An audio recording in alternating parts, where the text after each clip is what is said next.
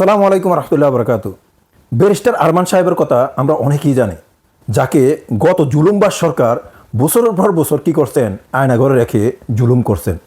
আজকে আল্লাহ তাকে সম্মানিত করে সংসদে পাঠিয়ে দিয়েছেন। আল্লাহু আকবার।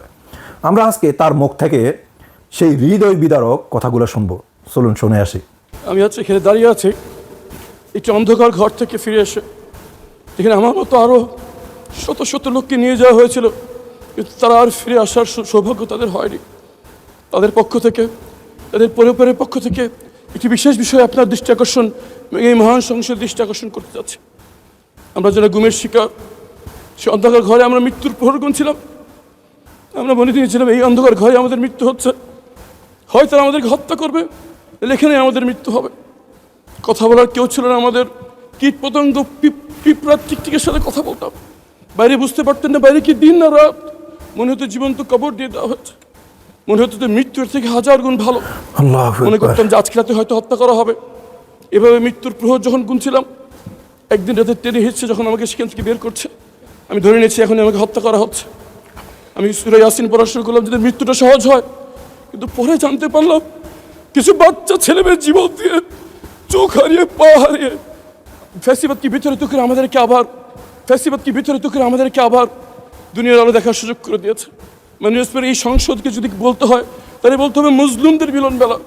এখানে এমন একজন কেউ পাওয়া যাবে না যে গত ফ্যাসিস্ট আমলে জুলুমের শিকার হয়নি। আমি গুমের ভুক্তভোগী যারা ফিরে আসছে তাদের পক্ষ থেকে, গুমের ভুক্তভোগী পরিবারদের পক্ষ থেকে একটি বিষয় দৃষ্টি আকর্ষণ করছি।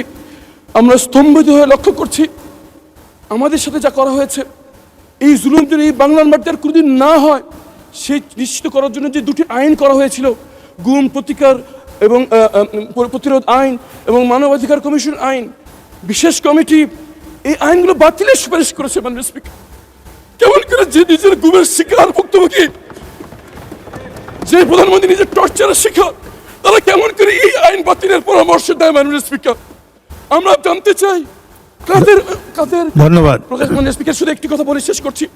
আমাদের ভুক্তভোগীদের পক্ষ থেকে আমাদের আবেদন, যদি সরকার কোনো পরিশোধিত করতে চায়, এই আইনটিকে আগে অনুমোদন দিয়ে আইনের রূপান্তরিত করুক, পরে সংশোধনী বিল এনে তাকে সংশোধনী করা হোক। যদি সেটা না করা হয় 12 তারিখ এই আইনটি বাতিল হয়ে গেলে 13 তারিখ গুমের কোনো সংজ্ঞা থাকবে না। কথাগুলো তো আপনারা শুনলেন। যারা বর্তমানে এই দুটি আইন বাতিল করার জন্য আপিল করলো, আমরা মনে করি তারাও বিগত জুলুমবাজ সরকারের মতো, বিগত সেই ফ্যাসিস্ট সরকারের মতো। কথাগুলো আপনাদের কাছে কেমন লাগলো দয়া করে জানাবেন, আর ভিডিওটা শেয়ার করে দিবেন যাতে সবাই জানতে পারে।